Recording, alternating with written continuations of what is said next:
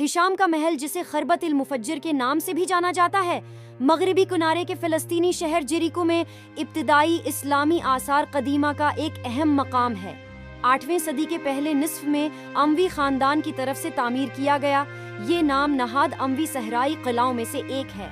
ये फ़लस्तीनी national authority PNA के ज़ीर इंतज़ाम इलाके में जेरिको के शहर के मरकज़ से 3 किलोमीटर शुमाल में वाक़ है।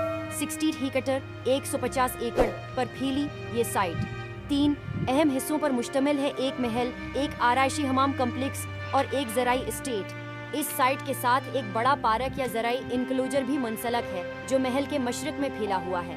पूरे पेचीदा महल के हमाम और खीत को पानी के वसीया निज़ाम के ज़रिए करीबी चश्मों से जोड़ा गया था।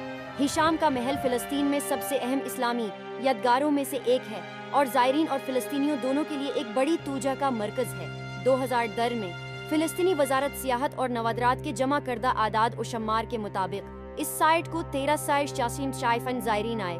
ये साइट फ़लस्तीनी स्कूल के बच्चों के लिए एक मुश्तरका मैदानी सफ़र की मंजिल है। गैर मुल्की ज़ायरीन जो करीबी LNB बुर्ज के ज़रिए फ़लस्तीन में दाखिल होते हैं, अक्सर हिशाम के महल को अपना पहला पड़ाव बनाते हैं। गैर मुल्की माज़िज़ीन ने इस साइट का दौरा किया है और ये 2012 में शेक्सपियर के रिचर्ड आई की प्रोडक्शन का सेट था। 2021 से बाद कम्प्लेक्स का मोज़ेक फ्लोर बहाली और तहफ़्फ़ुज़ के काम की तकमील और फर्श के ऊपर चलने वाले रास्तों के साथ फराहम करदा पनाहगाह की इमारत के बाद आवाम के लिए खोल दिया गया है।